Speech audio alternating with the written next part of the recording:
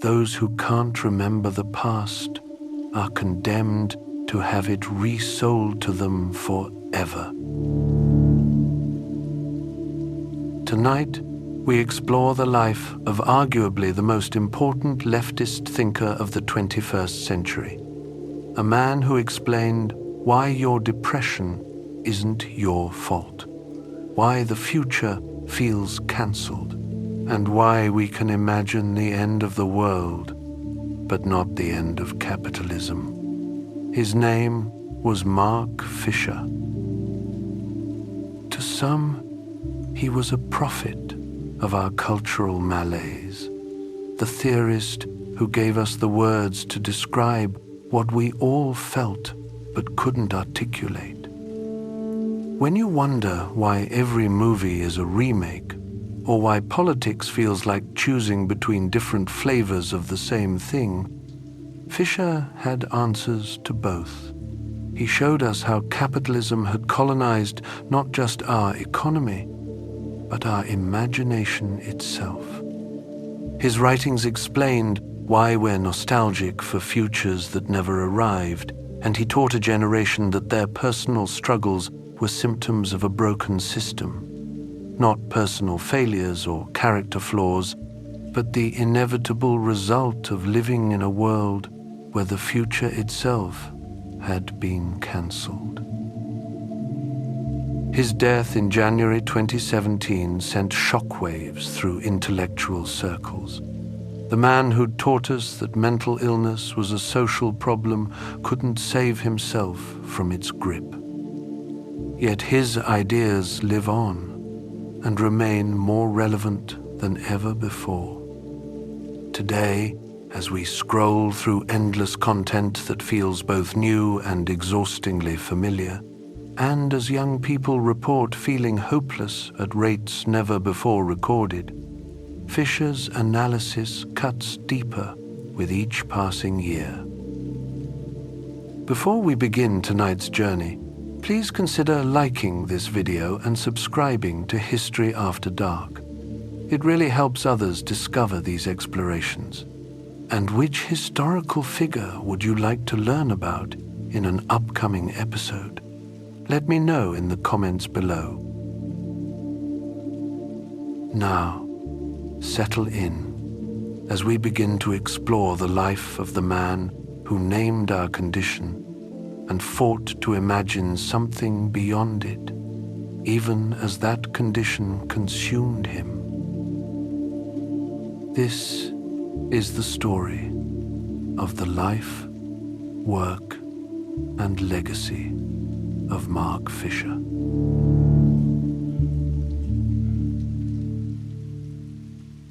Chapter 1: The Slogan That Defined an Era. It's easier to imagine the end of the world than the end of capitalism. The phrase hits differently when you really think about it. Mark Fisher wielded these words like a diagnostic tool, probing at something specific about our 21st century condition.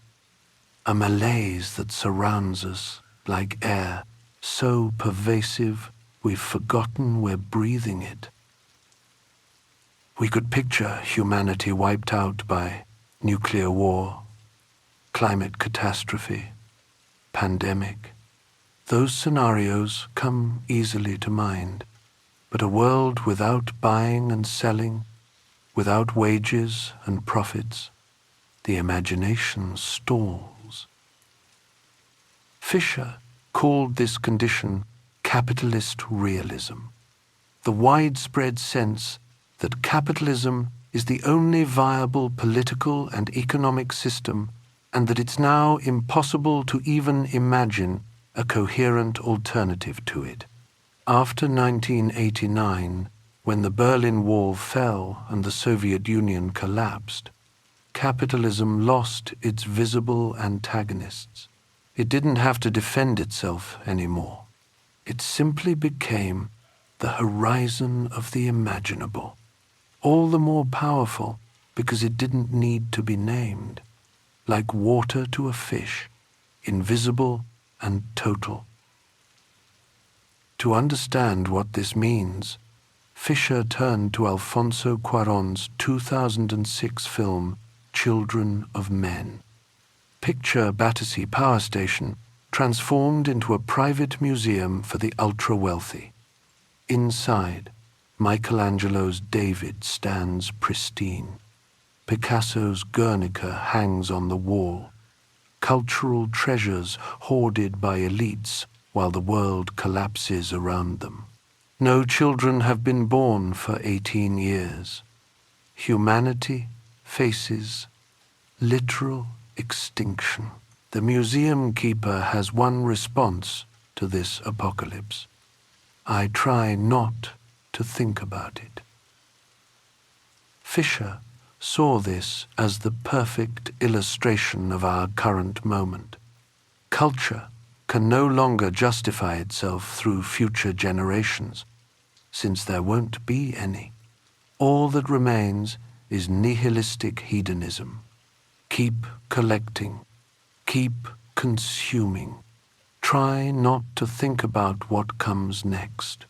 The dystopia in Children of Men operates as an extrapolation of our world. Internment camps and franchise coffee bars coexist. The world doesn't end with a bang, Fisher observed. It winks out, unravels, gradually falls apart. Mass sterility becomes a metaphor for cultural sterility. How long can a culture persist without the new? What happens if the young are no longer capable of producing surprises? We're living through that answer now. The 2008 financial crisis should have been capitalism's death blow. The most spectacular failure of a political project ever, probably. Banks collapsed. Governments bailed them out with public money. The system revealed itself as a massive con. And yet, nothing changed. The left failed to capitalize on capitalism's failure because, by then, capitalist realism had already colonized our minds. Fisher traced this condition back through history, using Marx's own words from the Communist Manifesto. Capital has drowned the most heavenly ecstasies of religious fervor, of chivalrous enthusiasm, of Philistine sentimentalism in the icy water of egotistical calculation. It has resolved personal worth into exchange value.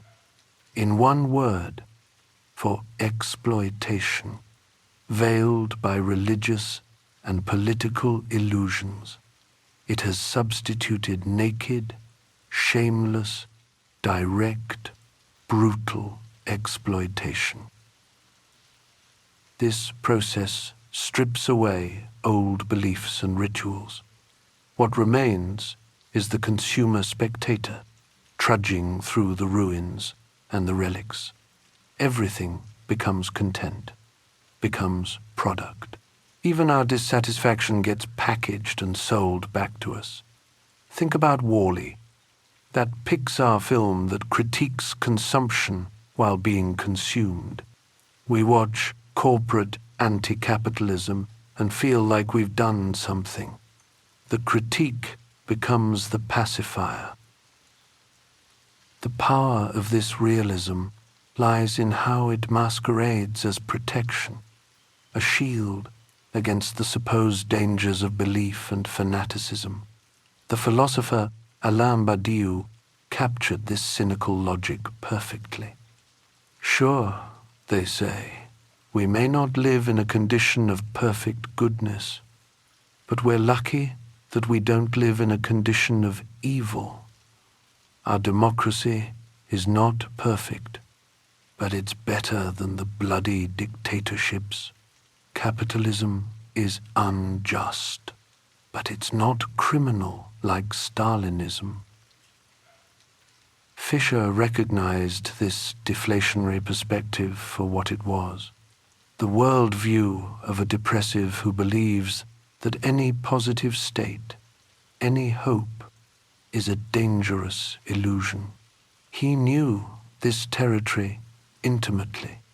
Depression had been his companion since his teenage years. He understood how it convinces you that your grey reality is the only reality, that seeing clearly means seeing hopelessly.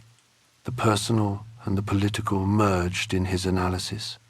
Your individual depression and the collective depression of a society that can't imagine alternatives feed each other, creating a closed loop of despair. Capital is an abstract parasite, Fisher wrote, an insatiable vampire and zombie maker. But the living flesh it converts into dead labor is ours, and the zombies it makes are us.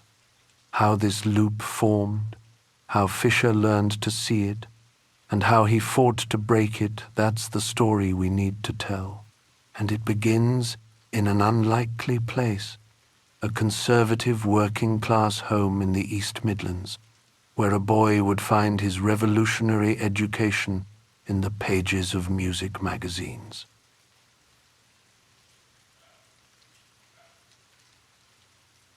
Chapter 2. An Education by Newsprint.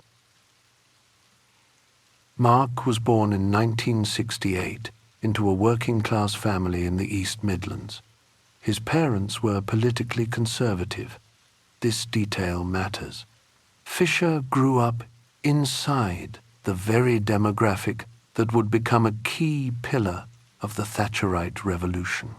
The aspirational working class that, disillusioned with the perceived failures of post-war social democracy, embraced a new narrative of individualism and market logic. This intimate proximity to working-class conservatism gave Fisher a perspective unavailable to many academic leftists. He could never indulge in simplistic, romanticized nostalgia for a unified proletariat. He knew from his own kitchen table that the working class was a site of complex and often contradictory desires. His political project became a rebellion against the political common sense of his own origins. This internal conflict fueled the unique combination of subtlety and vehemence in his writing on class. In a household with limited access to high culture, Fisher found his education in an unlikely place: the chaotic pages of the British music press, particularly the New Musical Express. The NME of the late 70s and early 80s was a volatile and thrilling mix of music, politics, film, fiction, and continental philosophy. A review of a post-punk band might sit alongside references to Jacques Derrida or Jean Baudrillard. For the teenage Fisher, this was his unorthodox education. The music press taught him that pop culture could be a site of profound political and aesthetic meaning.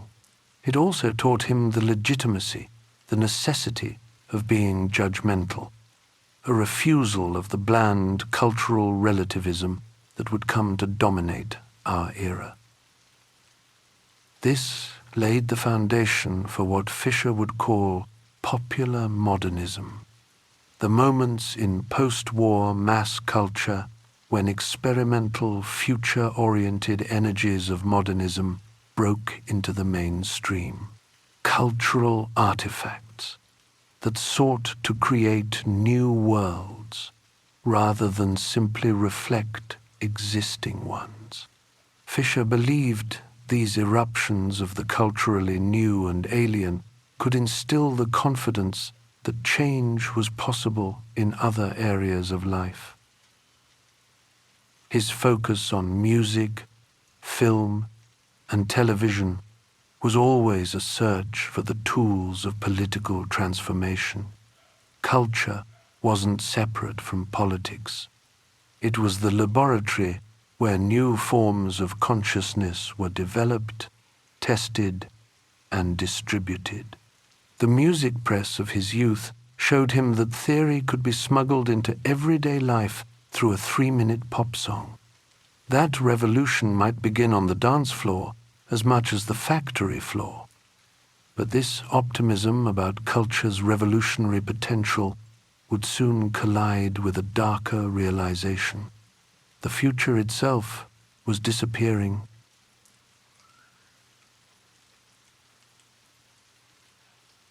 Chapter 3: The Slow Cancellation of the Future. Mark Fisher had a simple test. Imagine beaming any piece of music from 2014 back to 1994, just 20 years. What would happen if people in 1994 heard it? Would they say, "My God, this is inexplicable. I've never heard anything like this"? Fisher didn't think so. They'd probably say, "Are you serious? This is coming from 20 years in the future? This doesn't sound that different from what we've got today." Now try the reverse. Beam music from 1994 back to 1974. The vast sonic worlds that had been born and died in that period. The enormous series of mutations that had occurred. Or go from 74 back to 54. The speed, the rapidity, the efflorescence of different sounds, different sensations that emerged in those periods. Each decade brought sounds that would have been unimaginable 10 years earlier. Fisher took a term from philosopher Jacques Derrida and made it his own: hauntology. We're familiar with being haunted by the past, but Fisher's concept was more specific. We're haunted by lost futures. The futures that the 20th century promised but never delivered. The feeling that the future itself has been cancelled, leaving us stuck in an endless loop of repetition.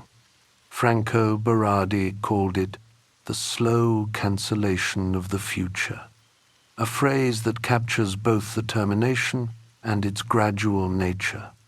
The future didn't disappear overnight. It withered. It drained away.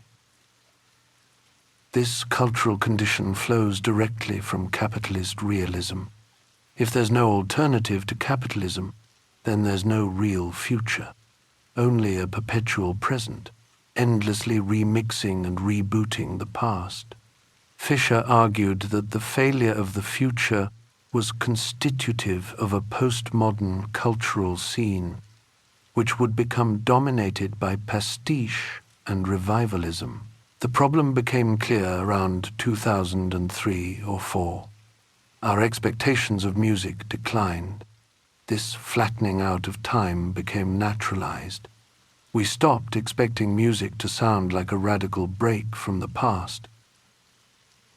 In the 90s, with genres like jungle and drum and bass, you felt something radically unprecedented.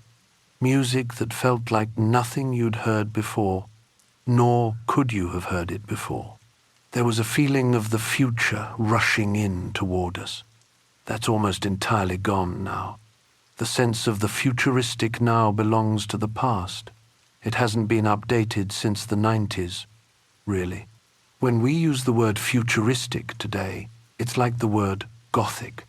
It refers to an already existing set of generic protocols, like a font. Futuristic means it sounds a bit like Kraftwerk. It doesn't refer to an actual future impinging on the present. It refers to a set of associations that have been eternalized. Think about the radical shock of the new that characterized the shifts between the 1960s, 70s, and 80s. Each decade brought sounds, styles, and possibilities that would have been unimaginable 10 years earlier.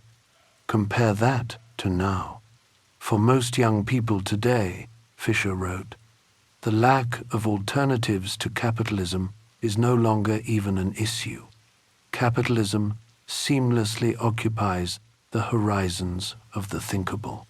What was the sound of 2005? What is the sound of 2008? These years fade into one another. But ask about 1975, and even if you weren't alive, you've probably got a sense of what it sounded like. Kurt Cobain embodied this cultural impasse. Fisher saw him as giving wearied voice to the despondency of the generation that had come after history, whose every move was anticipated, tracked, bought and sold before it had even happened. Cobain knew that he was just another piece of spectacle, that nothing runs better on MTV than a protest against MTV. Knew that his every move was a cliché scripted in advance. Knew that even realizing it is a cliché. Success becomes another form of failure, since to succeed would only mean that you were the new meat on which the system could feed. Fisher called this pre-corporation. We've moved beyond the old dynamic where subversive culture gets absorbed by the mainstream. Now desires, aspirations, and hopes are preemptively formatted and shaped by capitalist culture. Alternative and independent don't designate something outside mainstream culture. They are styles, in fact, the dominant styles, within the mainstream. Everything is anticipated, bought, and sold before it even happens. Nothing ever really dies, but that's not good. We're assailed on all sides by zombie forms which persist forever. Revivals. Anything can come back. Fisher invoked T.S. Eliot to capture the melancholic heart of hauntology. Eliot's claim was that the exhaustion of the future does not even leave us with the past. Tradition counts for nothing when it is no longer contested and modified. A culture that is merely preserved is no culture at all.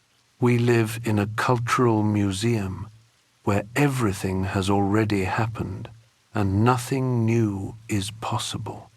This is the effective signature of a world gripped by capitalist realism, the endless present, cycling through dead forms, unable to produce genuine surprise. And for Fisher, this cultural stagnation was inseparable from a more personal affliction. The cancellation of the future was written on the bodies and minds of those living through it.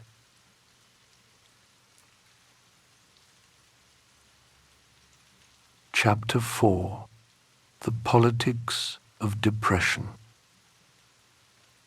Fisher wrote about his depression with unflinching honesty. It had plagued him since his teenage years, and it led to periods of self-harm and psychiatric hospitalization. He linked his conviction of being literally good for nothing to the social and psychic wounds of his class background, the feeling of being an imposter in the academic world, a dilettante who had somehow faked his way through. For Fisher, theory was never abstract. It was a tool for survival. Fisher identified something he called the privatization of stress. Neoliberal capitalism takes systemic problems and makes them appear as individual psychological failings. Rising inequality, precarious employment, crushing debt, the intense pressure to perform. If you're anxious or depressed, you're told the problem is a chemical imbalance in your brain, a flaw in your personal history. The system that creates these pressures remains invisible. The focus shifts from political causes to the individual who suffers. Fisher saw profound danger in how mental health was being depoliticized in this way. Capitalist realism insists on treating mental health as if it were a natural fact, like weather.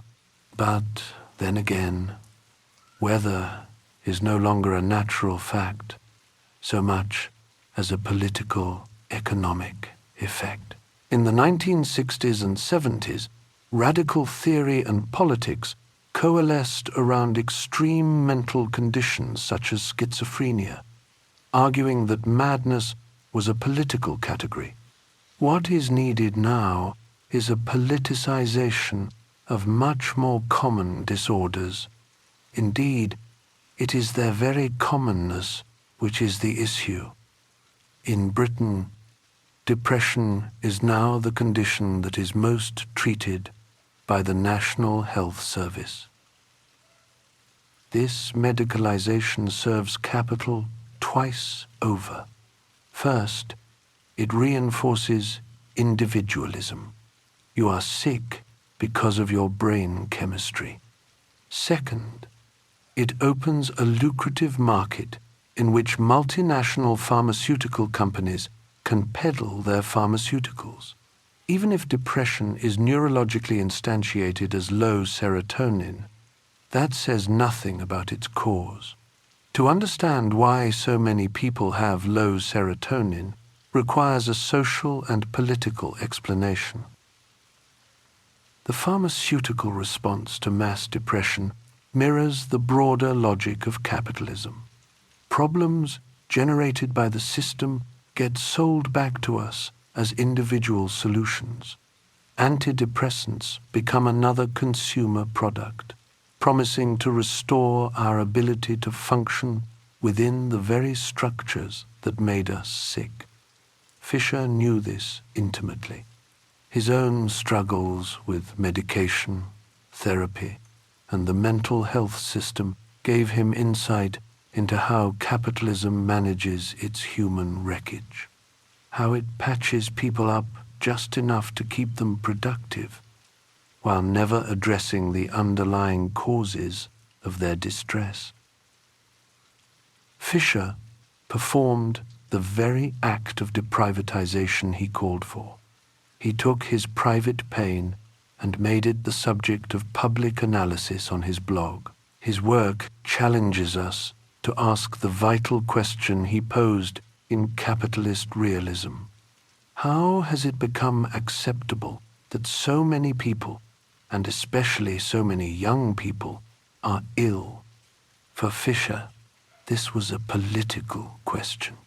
His project was to convert privatized disaffection into politicized anger, breaking the cycle of isolation that is depression's core mechanism. But understanding depression as political was only the beginning. Fisher's life would soon provide him with an even starker lesson in how power shapes reality itself.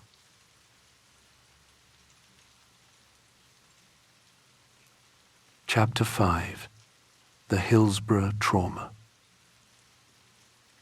On April 15th, 1989, Fisher was 20 years old. A supporter of Nottingham Forest Football Club, he stood in the stands at Hillsborough Stadium for an FA Cup semi-final against Liverpool. The day started like any other match day. Excitement in the air. Fans streaming toward the ground. The anticipation of 90 minutes of football. Then everything changed. Due to catastrophic failures in police crowd management, a crush developed in the Liverpool supporters' pens. 96 people died. Fisher was there. He saw it happen. The immediate aftermath was chaos. fans tearing down advertising boards to use as makeshift stretchers, people trying desperately to save lives while police formed cordons instead of helping. The scale of the disaster became clear, gradually, horribly. Bodies laid out on the pitch, families searching for loved ones. The stadium transformed from a place of sport into a scene of mass death. What followed was as horrific as the event itself. Within hours, a systematic campaign began. Police and state apparatus, with active help from sections of the media, constructed a false narrative. They blamed the victims, drunken, ticketless fans forcing their way into the stadium, Liverpool supporters stealing from the dead, attacking police officers who were trying to help. The Sun newspaper printed these lies as fact under the headline, "The Truth." The bereaved families lived with this fabrication for decades. Fisher described this experience as an epistemological rupture, a fundamental break in his understanding of how knowledge, truth, and reality are constructed. Hillsborough demonstrated viscerally how state power operates against the working class, how official narratives are constructed to obscure and distort material reality. The police changed their statements. Senior officers orchestrated a cover-up. The coroner limited the scope of inquests. Every institution that should have pursued truth instead participated in burying it. The conflict was between two opposing realities. The official story was a deliberate fiction designed to protect the state from accountability. The lived reality of the victims and survivors was actively suppressed and vilified for decades. Families who knew their loved ones had been sober, had held tickets, had died because of police incompetence, were forced to hear those same loved ones slandered in the press and in Parliament. This wasn't a misunderstanding or a mistake. It was conscious, deliberate, ideological warfare waged by the state against a working-class community. This event cemented Fisher's deep-seated suspicion of authority. It provided a concrete, personal anchor for his later critiques of the invisible ideological frameworks that constrain our reality. He had seen with his own eyes how power could fabricate an entire reality to serve its own interests, how the truth could be buried under official lies for 23 years, until the Hillsborough Independent Panel finally vindicated the families in 2012. This visceral lesson from his youth would inform his intellectual project for the rest of his life. The trauma of Hillsborough taught Fisher that reality itself could be contested terrain, that the stories we tell about what happened matter as much as what actually happened. This understanding would drive him deeper into theory, searching for tools to decode and resist these mechanisms of control. In the 90s, he would find those tools in the strangest of places, a rogue philosophy collective at Warwick University that was about to blow apart the boundaries between theory and fiction.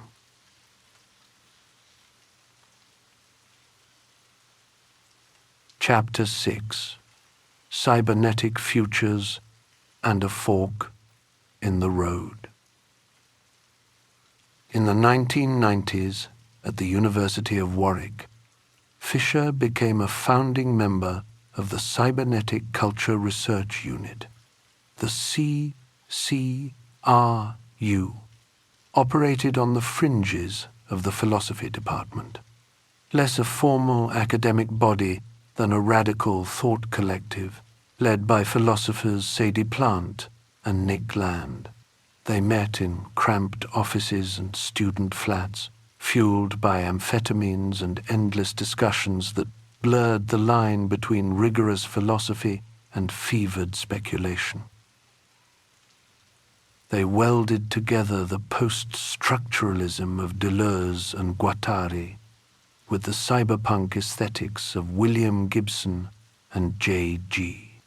Ballard, the occultism of Aleister Crowley, and the frenetic, futuristic rhythms of jungle and drum and bass music, the C.C.R.U. wasn't just studying culture. They were trying to summon new realities into being. They developed their own vocabulary, their own mythology. Theory fiction collapsed the distinction between theoretical analysis and speculative narrative. Hyperstition described fictions or ideas that make themselves real through cultural feedback loops. They wrote in a style that was part academic paper, part science fiction, part occult transmission. The initial politics of the CCRU, heavily influenced by Nick Land, embraced an exuberant anti-politics, a pro-markets, anti-capitalism line that celebrated the deterritorializing flows of capital as a positive force for dissolving old social structures. Capital was seen as an alien intelligence, reprogramming human society for its own mysterious ends. This was the seed of what would later become right accelerationism. Land was their Nietzsche, a figure who baited progressive pieties with brilliant provocations. Fisher was initially swept up in this intellectual fervor, this sense that they were decoding reality itself. After the CCRU dissolved amid exhaustion and institutional pressure, Land's thought veered into what he termed the Dark Enlightenment, a neo-reactionary philosophy that embraced anti-democratic, anti-egalitarian positions and scientific racism. For Land, capital became the only true agent in modern history. Humans were merely its meat puppets or temporary hosts. Democracy was a virus to be eliminated. His writing grew darker, colder, more explicitly hostile to any form of human solidarity. His work became a key inspiration for the alt-right movement, providing intellectual scaffolding for their tech-fascist fantasies. Fisher's trajectory diverged dramatically. His real-world experiences teaching in the public sector in the early 2000s forced a profound re-evaluation of the CCRU's abstract theories. Standing in front of exhausted students, navigating endless bureaucratic assessments, watching how neoliberalism ground down both teachers and learners, Fisher came to see that the system was generating pervasive, decentralized bureaucracy and psychic misery.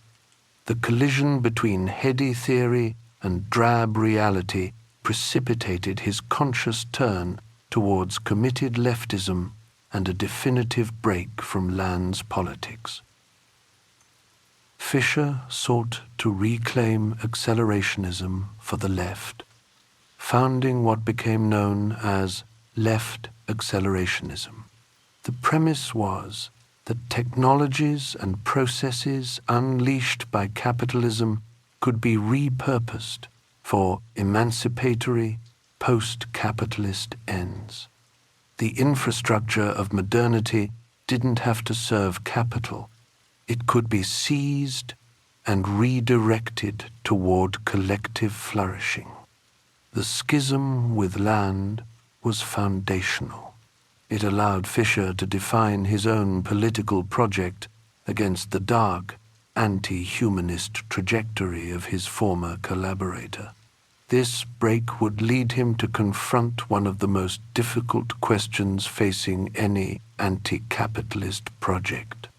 If capitalism has colonized our very desires, how can we even begin to want something different?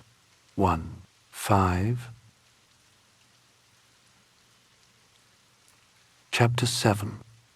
Postcapitalist Desire. Conservative politician Louise Mensch once ridiculed Occupy protesters for decrying capitalism while using iPhones and drinking Starbucks coffee. Fisher argued that while the critique was cynical, it pointed to a real and difficult question. To what extent is our desire for post-capitalism already captured and neutralized by capitalism itself? The protesters wanted a different world, but they wanted it through the very technologies and pleasures that capitalism provided. This wasn't hypocrisy, though. It was the fundamental trap of our moment. Fisher firmly rejected any politics based on moralistic austerity or reactionary striving for pre-capitalist primitivism. The idea that we should abandon modern technology, return to the land, live without the conveniences of contemporary life. This was a losing strategy precisely because capitalism is so deeply intertwined with pleasure and desire. Fisher's position? The left cannot win by telling people to want less.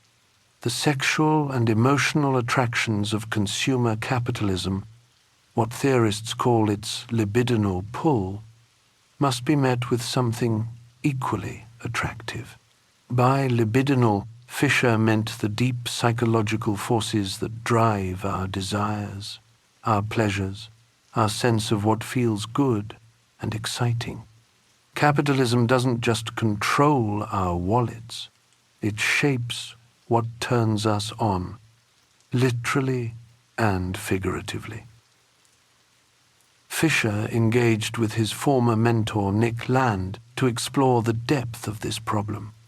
Land argued that capital and desire are so fundamentally entangled that any attempt to separate them is futile. For land capital is a tendency we are completely immersed in. Cyberspace is already under our skin. We don't use technology. Technology uses us, reprograms us, makes us into components of its own expansion. Think about how you feel when your phone dies. That anxiety, that sense of being cut off from something vital, that's what land meant. The technology has become part of our nervous system. Fisher rejected Land's dark, anti-humanist political conclusions, but insisted the left would be remiss to ignore the challenge Land posed. If we're honest, we have to admit that capitalism has successfully installed itself as the infrastructure of human pleasure and desire. Our fantasies, our aspirations, our sense of what makes life worth living all run through its circuits. The smartphone has become like an organ of our body, with social media, its nervous system, the way we process social reality. Consumer goods become material through which we construct who we are. The task is to go all the way through capitalist modernity, repurposing its technological and social infrastructure to build something new, seizing the desires that capitalism generates but can never truly satisfy. desires for real connection that social media promises but delivers only as addiction and anxiety. You're not part of a neighborhood anymore. You're part of the Apple ecosystem or the Nike family. These authentic human needs point beyond capitalism, toward forms of life that capital can only simulate and exploit. Post-capitalist desire requires understanding how deeply capitalism shapes what we want. Our dreams of success, our visions of the good life, even our fantasies of escape all bear capitalism's fingerprints. When you imagine freedom, you probably imagine having enough money to quit your job. When you imagine happiness, it probably involves buying things. Fisher knew that building an alternative meant more than changing economic structures. It meant rewiring the desire-producing mechanisms that capitalism had installed in our heads, creating new circuits of pleasure and possibility. The question haunted his work. How do we make people want a world beyond capitalism when capitalism has taught us what wanting means? The answer would emerge from an unlikely source, a viral moment in British media that would push Fisher to write his most controversial essay.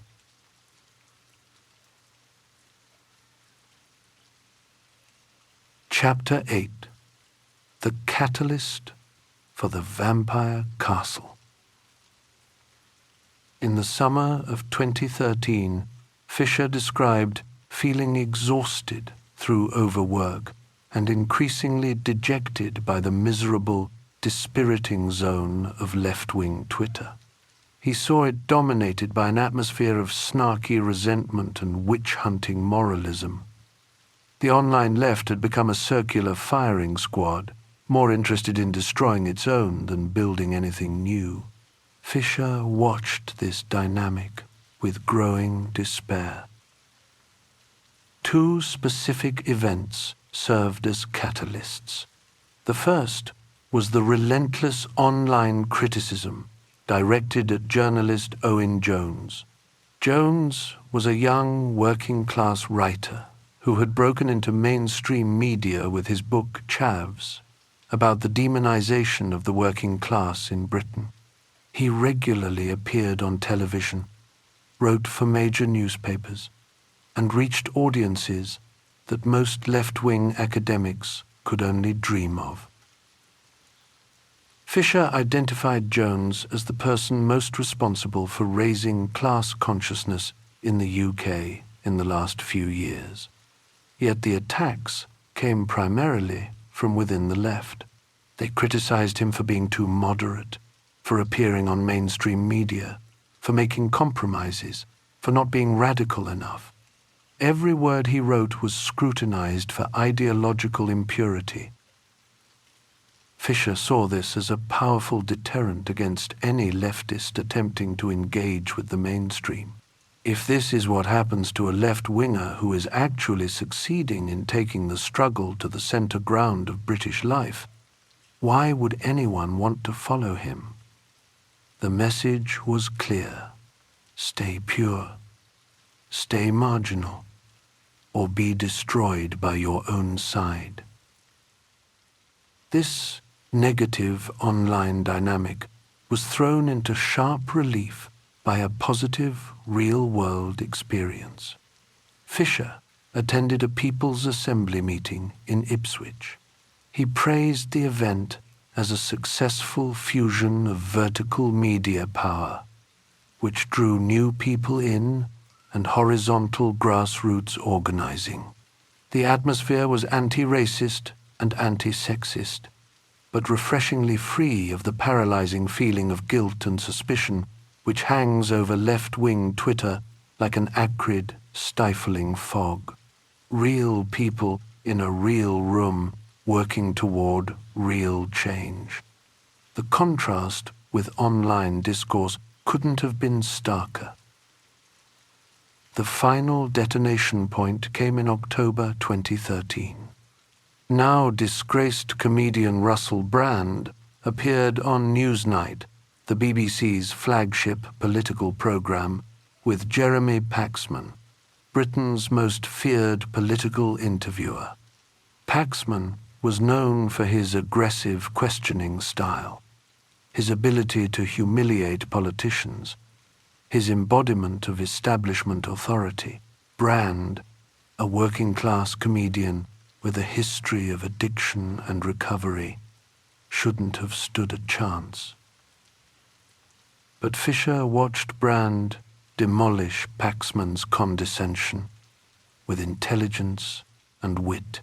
Brand spoke passionately about inequality, about the pointlessness of voting when all parties serve the same interests, about the need for revolution. He articulated the rage and frustration of millions who felt locked out of politics. He made revolution sound not only necessary but possible. The reaction from what Fisher termed the moralizing left immediately pivoted the discourse to condemnations of Brand's personal history of sexism and misogynistic humor. Fisher saw this as a deliberate deflection, a way to neutralize a potent class-based political moment by shifting the focus to individual moral failings. The perfect became the enemy of the good. The opportunity for mass political awakening was sacrificed on the altar of moral purity.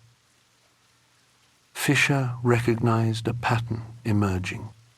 Every time someone broke through, every time a working-class voice gained a platform, every time momentum began to build, the same dynamic kicked in: the call-out, the denunciation, the demand for perfect political credentials, the reduction of complex political figures to their worst moments. This wasn't activism. It was a kind of anti-politics that made organizing impossible. Fisher had seen enough. He needed to name this phenomenon, to analyze it, to understand how the left had become its own worst enemy. The essay that resulted would become his most controversial piece of writing. It would split opinions, destroy friendships, and haunt him until his death. But Fisher believed it needed to be written. The future of left politics depended on it.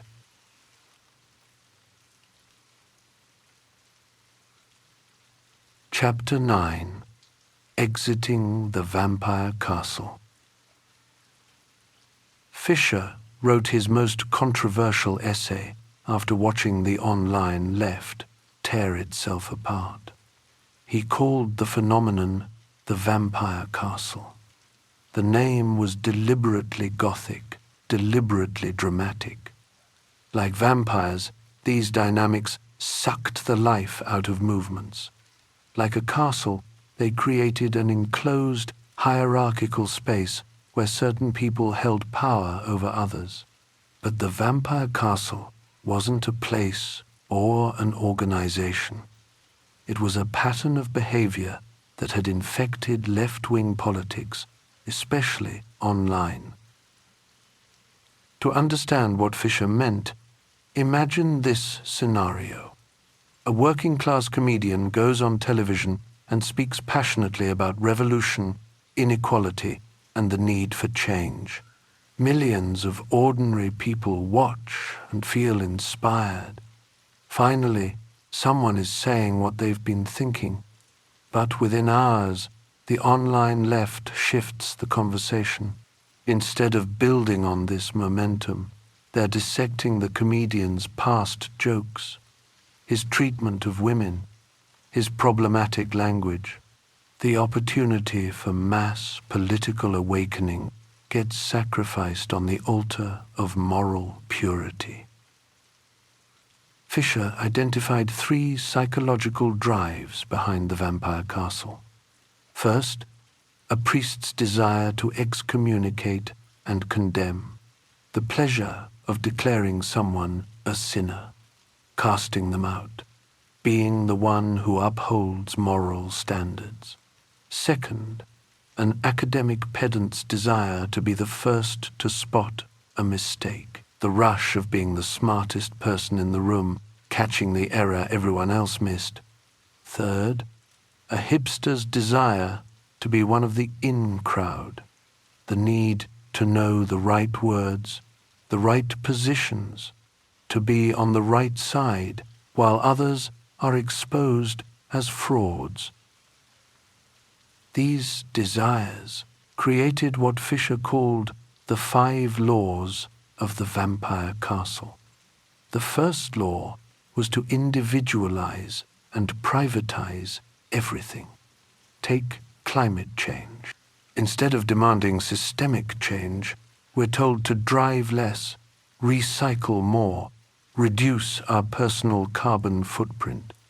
The massive corporations pumping carbon into the atmosphere disappear from view.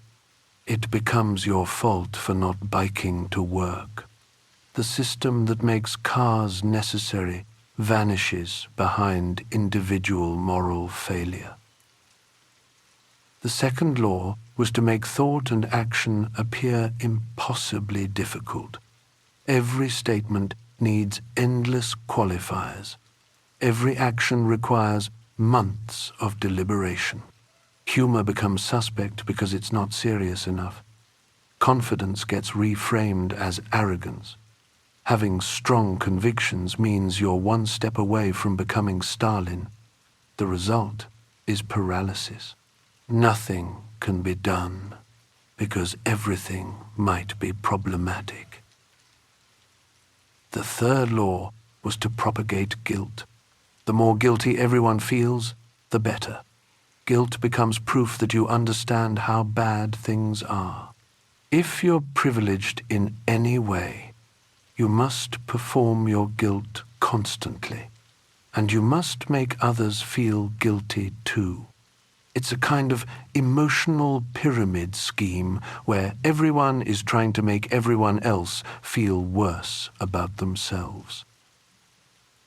The fourth law was to essentialize. This means reducing people to fixed categories. Someone makes one problematic comment and forever becomes a sexist. A single mistake defines their entire character. There's no room for growth, learning, or context. Meanwhile, the accusers maintain perfect flexibility for themselves. They can evolve, change, make mistakes, but their enemies are frozen in amber at their worst moment. The fifth law was to think like a liberal while claiming to be radical. The vampire castle would endlessly point out that capitalism is bad, that powerful people abuse their power, that oppression exists.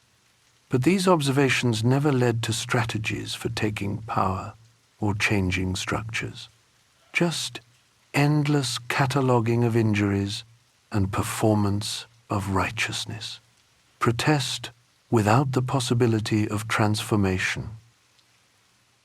Fisher argued that the vampire castle had replaced class politics with something else entirely. Instead of fighting to abolish the class system, people were fighting for recognition within it. Instead of solidarity across difference, there was competition for who was most oppressed. The mention of class itself became suspicious, as if talking about economic inequality meant you were trying to ignore racism or sexism. But Fisher argued the opposite was happening. Race and gender were being used to hide class. Social media amplified these dynamics exponentially. What had once been confined to certain academic or activist spaces now had no boundaries. Twitter's character limit made nuance impossible. Facebook's algorithm rewarded outrage over analysis. Context collapsed. Jokes became evidence. Screenshots became weapons. Everyone was watching everyone else for signs of impurity. The fear was constant. Say the wrong thing and you could be next.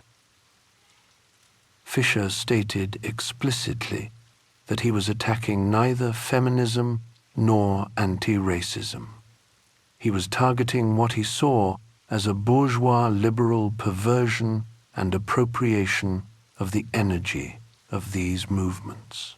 The Vampire Castle took the radical potential of liberation movements and converted it into a game of moral one-upmanship, a competition to be the most oppressed, the most aware, the most pure. This created a hierarchy of suffering that paradoxically reinforced the very structures it claimed to oppose. The solution Fisher proposed was both simple and difficult. Learn to build comradeship and solidarity instead of condemning and abusing each other. Create spaces where people can disagree without fear of excommunication. Accept that people make mistakes and can learn from them. Focus on building collective power rather than performing individual virtue. Remember that the goal is to destroy the class system, not to achieve recognition within it. Fisher knew the essay would be controversial. He was attacking sacred cows, naming dynamics that many had noticed but few dared to discuss openly. He was prepared for backlash from the right, from liberals, from the mainstream media. What he wasn't fully prepared for was the scale of the reaction from within the left itself. The essay wouldn't just spark debate, it would detonate like a bomb in the middle of an already fractious movement. Outside the Vampire Castle, anything is possible, he'd written.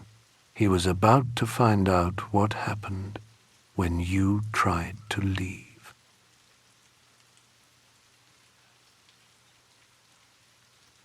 Chapter 10. The Firestorm.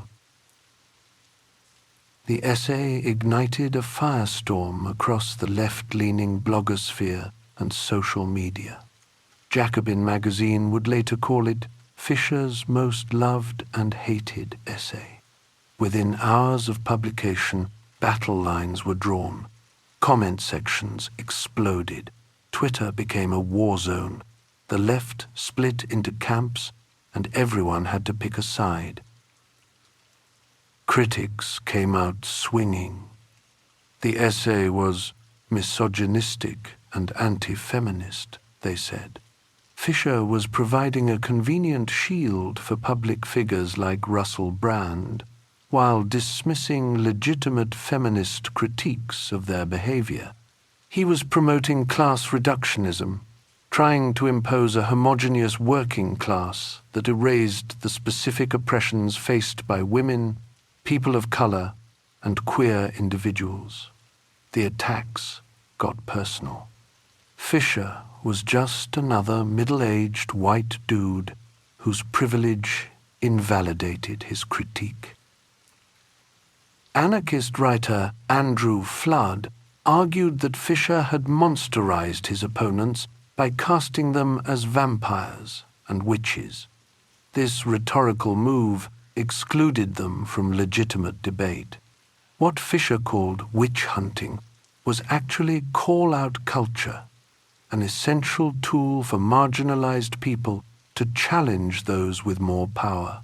The Gothic imagery of the Vampire Castle was itself a form of violence, dehumanizing those who were fighting for justice.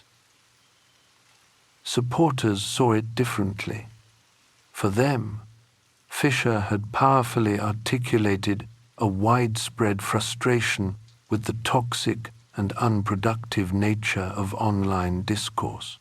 He'd given voice to something many had felt but couldn't express, the fear of saying the wrong thing, the exhaustion of endless moral policing, the sense that the left was destroying itself while capital watched and laughed.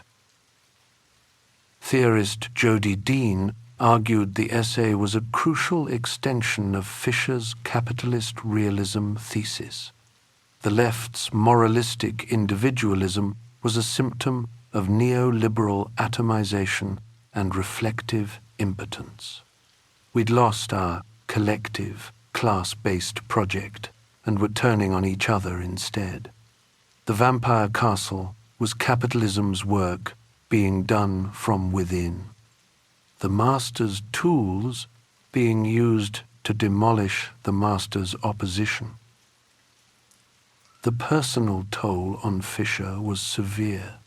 He was bombarded with accusations of misogyny and chauvinism, called a rape apologist, told he was enabling abuse. The very dynamics he'd described in the essay were now directed at him with full force. He withdrew from Twitter, unable to bear the constant attacks. Later, he confided to a friend something that confirmed his thesis. While he was being publicly excoriated, he'd received numerous private messages of support. People who agreed with him but felt unable to say so publicly. They feared becoming the next target. The culture of fear he'd diagnosed was real, and now he was living proof. The essay became a moment of splitting that would define the online left for years to come. It alienated many who felt their specific struggles were being dismissed or subordinated to class politics. Years of fighting for recognition, for their voices to be heard, seemed threatened by Fisher's argument. Yet it galvanized and solidified a large audience who felt he had named a crucial problem: the endless infighting, the circular firing squads, the replacement of strategy with moralism. The controversy remains a reference point for understanding the fractures and anxieties of the contemporary left. Every few months, someone rediscovers the essay and the arguments begin again. The same positions get staked out. The same wounds get reopened. Fisher had wanted to exit the Vampire Castle.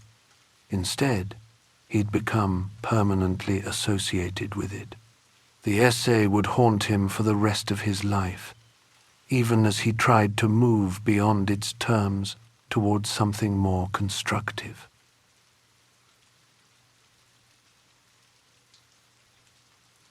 Chapter 11. The Legacy of a Polemic. The Vampire Castle essay cast a long shadow over left-wing discourse. Years after publication, it became widely cited as a foundational text in critiques of what would later be called cancel culture. Fisher's diagnosis of moral puritanism, status seeking through condemnation, and individual scapegoating seemed remarkably prescient. Every new Twitter storm seemed to confirm his analysis. Every public shaming followed the script he'd outlined. The essay's influence proved politically promiscuous. The dirtbag left of the late 2010s embraced it as vindication of their deliberately provocative style. Podcasters and writers who rejected the polite conventions of liberal discourse claimed Fisher as their intellectual ancestor. Yet his critique of left shrillness was also appropriated by figures on the right, who used it to dismiss any criticism of racism or sexism as Vampire Castle behavior. The essay became a weapon in culture wars Fisher would have found depressing. Friends and close readers insist Fisher would have been embarrassed by how his arguments were later weaponized by self-pitying reactionaries who simply felt aggrieved at being criticized. He wasn't arguing against accountability or against fighting oppression. He was diagnosing specific dynamics that made solidarity impossible. The difference mattered, even if it got lost in the endless recycling of his ideas by people who'd never read his other work. Fisher himself sought to move beyond the purely negative and polemical mode of the essay. He knew that diagnosing a problem wasn't enough. You had to build alternatives. His final, unfinished project, Acid Communism, represented this constructive turn. He pivoted to embrace the feminist practice of consciousness raising as a model for building new forms of solidarity that could articulate the struggles of all minority positions with a renewed politics of class. Consciousness raising needed explanation for those unfamiliar with its history. Originating in second-wave feminism, it was a practice of collective discussion, where participants discovered that what felt like personal, individual problems were actually shared structural issues. The shame you felt about your body wasn't your private failing. It was patriarchy. The exhaustion you felt at work wasn't your weakness. It was capitalism. Through these discussions, a new collective subject emerged, a new we that was both the agent of struggle and the thing being struggled for. This turn to feminist methodology showed that Fisher wasn't dismissing struggles based on gender or race. He was actively searching for a framework that could connect them to a broader, universalist class project. The very solidarity he found lacking in the vampire castle could be built through the methods feminists had developed decades earlier. Consciousness raising created the conditions where people could recognize their shared interests without erasing their differences. The move represented a significant shift from negative critique of the left's failings to positive proposals for its reconstruction. Fisher was trying to answer his own question. If the vampire castle was the problem, what was the solution? How could the left build power rather than eating itself? How could it create movements that welcomed people in rather than driving them away? The answer lay in practices that transformed individuals' suffering into collective power. The Vampire Castle essay was never meant to be Fisher's final word. It was ground clearing for a more hopeful and constructive political vision. He wanted to exit the castle, to build something better outside its walls. The tragedy was that he wouldn't live to complete this project, but the direction he'd indicated remained. From ruthless criticism of everything existing to patient construction of the new, from tearing down to building up.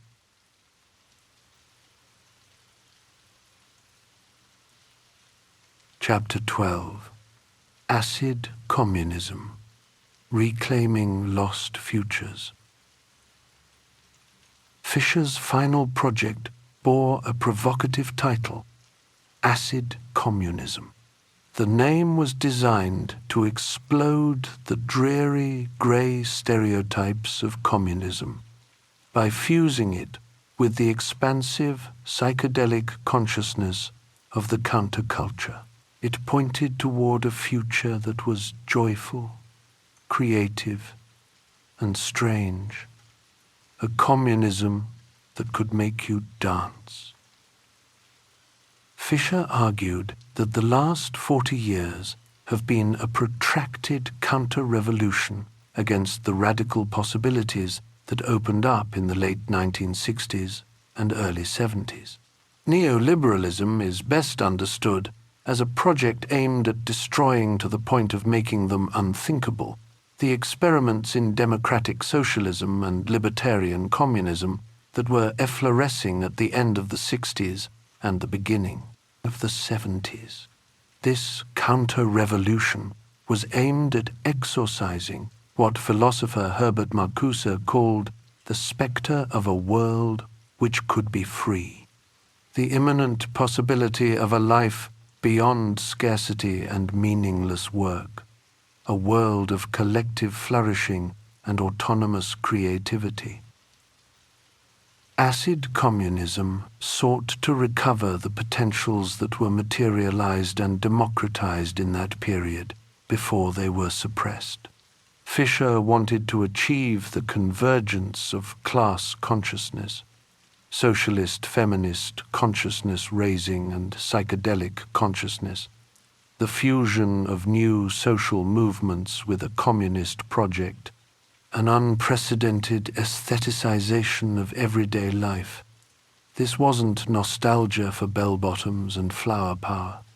It was about recovering a lost confidence that everything could be different. The early 1970s saw a new kind of worker emerge. Influenced by the counterculture, they began making demands for a better quality of life and an end to drudgery. Work refusal became a mass phenomenon. Absenteeism skyrocketed. Factory workers slowed production lines. Office workers extended lunch breaks into the afternoon. People began to ask why automation should mean unemployment rather than freedom from work. Why machines couldn't liberate us all rather than making most of us redundant. Fisher saw this potential most clearly in the autonomia movement in Italy in 1977. A mass avant-garde of students and young workers demanded zero work for income and the automation of all production. They occupied universities and factories. They created free radio stations and underground newspapers. They organized festivals that were simultaneously protests and parties. For a brief moment, it seemed like a new world was being born. Young people who had grown up with the counterculture's expanded consciousness were refusing to accept capitalism's narrow reality. Acid communism was Fisher's ultimate answer to capitalist realism. It attempted to repoliticize desire, providing a compelling vision of a post-capitalist future, a world where technology served human flourishing rather than capital accumulation, where creativity was unleashed rather than commodified, where consciousness expansion was a collective project rather than an individual escape. His goal was an act of unforgetting, a counter-exorcism of the spectre of a world which could be free. The manuscript remained unfinished at his death, but the questions it posed remain urgent. What happened to our capacity to imagine radically different futures? How was the confidence of that revolutionary moment converted into our current paralysis? And how might we recover that lost sense of possibility? 1:5. Chapter 14. Consciousness. Deflation. If the spectre of a free world seemed so imminent in the 70s, why did it disappear? Fisher's answer was that it was deliberately destroyed. A vast social, political, and cultural project was enacted with the explicit aim of the production of scarcity. artificial scarcity of time, security, and resources, designed to distract us from the imminent possibility of freedom.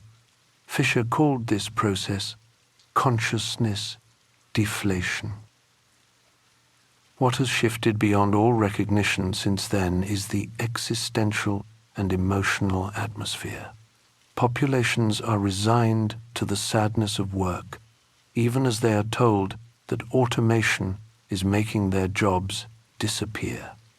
We must regain the optimism of that 70s moment, just as we must carefully analyze all the machineries that capital deployed to convert confidence into dejection. Understanding how this process of consciousness deflation worked is the first step to reversing it. The privatization of stress was a key tool of consciousness deflation. By making systemic problems feel like individual failings, it prevented the formation of a collective subject capable of fighting back. The epidemic of anxiety and depression that now grips the world isn't a coincidence or a medical mystery. It's the intended result of a successful, decades-long ideological war. Each person who feels politically hopeless, who can't imagine things being different, who accepts their misery as natural, is a small victory for this project. Culture played a crucial role in this process. The radical energies of the counterculture were neutralized and commodified. Those aspects of the counterculture which could be appropriated have been repurposed as precursors of the new spirit of capitalism, while those which were incompatible with a world of overwork have been condemned as so many idle doodles, which, in the contradictory logic of reaction, are simultaneously dangerous and impotent. Punk became a fashion statement. Rave became a licensed leisure industry. Revolution became a marketing strategy. Fisher traced how each subculture that emerged with transformative potential was systematically defanged. The music that once soundtracked social movements became background noise for shopping. The drugs that once expanded consciousness became tools for managing the stress of overwork. The communities that once offered alternatives to the nuclear family became networking opportunities. Every line of flight was recaptured and turned into a profit stream. The process was so thorough that most people now can't even imagine that things were ever different. The confidence of the 70s seems like a fairy tale from another world. Young people today have never known a time when the future seemed open, when work was optional, when revolution felt imminent. They've inherited a world where precarity is normal, where debt is expected, where depression is endemic. This learned helplessness is the ultimate triumph of consciousness deflation. Fisher insisted that understanding consciousness deflation as a political project was essential. Our collective feelings of dejection are the result of a long and successful campaign that can be contested and undone. The existential and emotional atmosphere we inhabit was manufactured, which means it can be dismantled and replaced. The first step is recognizing that our depression has a history. The second is understanding that history. The third would be writing a different ending, but that task would remain unfinished.